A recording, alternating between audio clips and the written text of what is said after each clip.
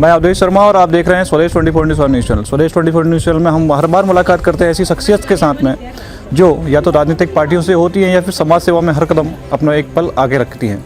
ऐसी ही आज खास शख्सियत हमारे साथ मौजूद हैं राकेश, जो कि लोधी परिवार से आते हैं। और आपको बता दें कि उमा भारती के काफ़ी करीब रहे हैं। उमा भारती जो कि मुख्यमंत्री रही हैं और आज सांसद भी हैं। राकेश जी, आपका बहुत बहुत स्वागत है। धन्यवाद। राकेश जी, कुछ सवाल हैं, जनता के भी हैं, कुछ हमारे भी हैं। पहला सवाल मेरा ये है कि राजनीतिक जीवन की शुरुआत कब हुई थी? और सभी जानते हैं कि आपके जो पिताजी हैं प्रीतम लोधी जी, वो काफ़ी पुराने नेता हैं भारतीय जनता पार्टी के और सुश्री उमा भारती जी के भी मुँह बोले भाई माने जाते हैं। तो क्या आपने पिताजी के रास्ते पर चलना पसंद किया या आप स्वयं बीजेपी में या राजनीति में आना चाहते थे? मैं राजनीति में खुद ही आना चाहता था। मेरे दादाजी हैं भारतीय जनसंघ पार्टी से काम कर रहे थे। उसके बाद मेरे पिताजी ने भारतीय जनता पार्टी में काम किया, शुरू से ही करते चले आ रहे हैं। उसके बाद मेरे पास ऑफ़र आया कि आप भी ज्वाइन करो, तो मेरे को 20 साल हो गई बीजेपी ज्वाइन किए हुए और 20 साल से मैं कंटिन्यू अपनी कार्यशैली मैं कार्यकर्ता हूँ, उसका बीजेपी का कट्टर कार्यकर्ता हूँ और शुरू से ही मैं कार्यकर्ता चला रहा हूँ। आपके घर पर हमने देखा है कि बीजेपी के झंडे भी लगे हुए हैं और प्रीतम लोधी जी जो कि काफ़ी वरिष्ठ नेता हैं बीजेपी के, भारतीय जनता पार्टी के। क्या आप ये जान सकते हैं कि प्रीतम लोधी जी आने वाले समय में ग्वालियर ग्रामीण से चुनाव लड़ सकते हैं? नहीं, ग्वालियर ग्रामीण से तो वो चुनाव नहीं लड़ सकते हैं, क्योंकि उनकी अभी पिछोर विधानसभा से 2 चुनाव वो लड़ चुके हैं पहले से, जो कम वोटों से वो हार गए थे। कुछ ही एक बार वर्तमान में 2023 में फिर से कोई प्लानिंग है ऐसी? हाँ, वर्तमान में 2023 में लगभग 101% वहीं की पूरी व्यवस्था है पिछोर विधानसभा की, और पिछोर विधानसभा से ही वो चुनाव लड़ेंगे। वर्तमान में आप बीजेपी में काफ़ी सीनियर सदस्य के रूप में हैं। क्या पद है सर आपका? अभी कोई पद नहीं है हमारे पास। केंद्रीय मंत्री नरेंद्र सिंह तोमर के जो बड़े बेटे हैं, जिन्हें रामू भैया भी कहा जाता है, वो भी लगभग 12-13 साल से 2009 से राजनीति में है।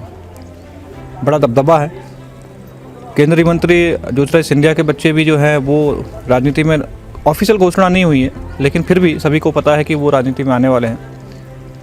क्या आप अपने पिताजी के, चूँकि उमा भारती जी के साथ में काफ़ी अच्छे संबंध थे, उस रास्ते पर आगे जाके आप भी विधायकी का चुनाव लड़ना चाहेंगे भविष्य में, अगर आपको पार्टी हाईकमान मौका देती है तो? अगर पार्टी हाईकमान अगर हमें मौका देगी तो मैं ग्वालियर ग्रामीण विधानसभा से चुनाव बिल्कुल लड़ूंगा। ये प्लानिंग हम 2023 की मान लें या 2028 की प्लानिंग है? 2028 की माने आप। वर्तमान में सर आपके पास में कितने पोलिंग बूथ हैं इस जगह पर जहां हम आज वार्ड में खड़े हुए हैं? और आपकी जो ग्वालियर विधानसभा की आप बात कर रहे हैं उसमें कितने वोटर हैं, कितने सेक्टर हैं और कितने पोलिंग बूथ हैं?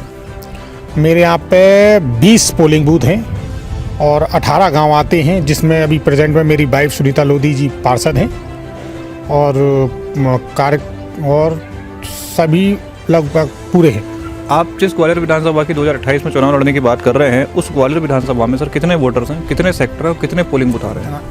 इतना मेरे को पूरा आइडिया नहीं है। अभी 2028 की चुनाव की तैयारी हम आज से कर रहे हैं। मैं ये जानना चाहता हूँ सर कि जिस प्रकार से बीजेपी में भूचाल आया था 2020 में, सबने देखा था कि कांग्रेस से एक बड़ा गठबंधन टूट के बीजेपी में आया था। लगभग 22 जो गद्दावर नेता है, गद्दावर विधायक मंत्री का है, वो टूट कर सीधे सीधे बीजेपी में आए थे। अगर आगे जाके ऐसा कुछ होता है, एक जलन की भावना पैदा होती कि कांग्रेस वालों को फिर से टिकट दिया गया था, जो कांग्रेस से टूटकर विधायक आए थे उनको ही फिर से टिकट दिया गया था बीजेपी में जिताने के लिए, अगर ऐसा दोबारा होता है तो क्या बीजेपी में रहना पसंद करेंगे? बड़ा सवाल। जी नहीं, मैं बिल्कुल नहीं रहना चाहूँगा ऐसी पार्टी में जिसमें कि कांग्रेस के लोग वाग आएंगे। हम उनका स्वागत करते हैं, बीजेपी हमारा परिवार है, उसमें हम लोग उनका स्वागत करेंगे। लेकिन बार बार अगर यहाँ से अगर वहाँ जाएंगे, वहाँ से अगर यहाँ आएंगे, तो मैं बिल्कुल सपोर्ट नहीं करूँगा, इस चीज़ का बिल्कुल सपोर्ट नहीं करूँगा। तो एक बड़ा बयान राकेश लोधी की तरफ से आया है कि अगर इस प्रकार की गलतियाँ बीजेपी में फिर से होती हैं, कांग्रेस से या किसी भी दूसरी पार्टी से कोई भी राजनेता, मंत्री, विधायक या कार्यकर्ता टूट कर आता है और उन्हें ही बार बार टिकट दिया जाता है, तो राकेश लोधी का सीधे तौर पर कहना है कि वो ऐसी पार्टी को छोड़ना पसंद करेंगे। क्योंकि लगातार लगभग 20 वर्षों से, इनका पूरा परिवार लगभग 70-80 वर्षों से, जब भारतीय जनता पार्टी का नाम जनसंघ हुआ करता था, उस समय से ये बीजेपी के साथ में जुड़े हुए हैं। और यदि इनके साथ में ऐसा भेदभाव होता है तो सीधी सी बात है, जाहिर सी बात है कि ऐसी पार्टी को छोड़ना पसंद करेंगे।